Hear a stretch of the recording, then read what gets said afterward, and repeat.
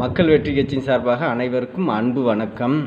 தமிழக வெற்றி கழகத்தின் தலைவர் திரு விஜய் அவர்களை முதலிலே விமர்சித்தார்கள், பிறகு திட்டினார்கள். தற்பொழுது எலும்பை முறிப்பேன் என ஒரு திமுக எம்எல்ஏ கூறுகிறார். இது ஒரு சட்டத்திற்கு எதிரான ஒரு மோசமான ஒரு செயல்பாடு. அவர் மக்களை சந்தித்து மக்களின் பிரச்சனைகளை பேசி 5 ஆண்டுகள் முதலமைச்சராக தேர்வு செய்யப்பட்டிருக்கிறார். அவர் இராணுவ புரட்சி ஆட்சியை நடத்தவில்லை.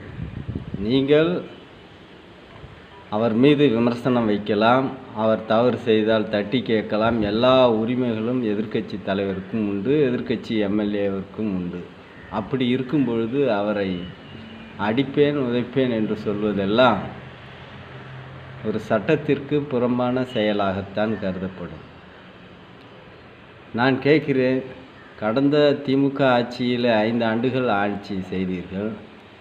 அப்பொழுது அதிமுக எதிர்க்கட்சி தலைவராக செயல்பட்டார்.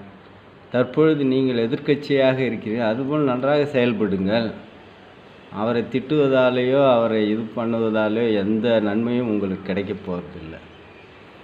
இப்போ வரக்கூடிய இடைத்தேர்தலில் நீங்கள் வெற்றி பெறக்கூடிய வாய்ப்புகளை பார்க்க வேண்டுமே ஒழிய, அதை விடுத்து அவர்களை வன்முறையிலே செயல்பட்டு எந்த ஒரு செயலும் வெற்றியாக அடையாது. எனவே கோபத்தை விட்டு நியாயமான வழிகளை தேடுங்கள். ஒன்றுதான் ஞாபகம் இருக்கிறது. பாளையங்கோட்டை சிறையிலே எலும்பை உடைப்பேன் என்று சொல்பவர் இன்று பாளையங்கோட்டை சிறையிலே இருக்கிறார். அவர் தலைவர் பாளையங்கோட்டை சிறையிலே இருக்கும் பொழுது பாளையங்கோட்டை சிறையிலே பாம்பு பண்ணி நடுவினிலே படுத்து உறங்கியவன் என பாட்டு பாடினார். நான் சிறையிலே வேலை செய்ததால் சிறையிலே பாம்புகள் எல்லாம் இல்லை, வேண்டுமானால் பள்ளிகள் இருக்கும். இப்போ இருக்கக்கூடிய விளாத்திக்குளம் எம்எல்ஏ அந்த தலைவர் இருந்த சிறையில் கேட்டு கூட அங்கே போய் உறங்கி ரெஸ்ட் எடுக்கலாம். இனிமேல் அது போன்ற எலும்புகளை முறிப்பேன் என்றெல்லாம் சொல்லாமல் ஒரு நியாயமான விமர்சனங்களை வைத்து குற்றச்சாட்டுகளை வைத்தால் இப்பொழுது இடைத்தேர்தலாவது வெற்றி பெறலாம்.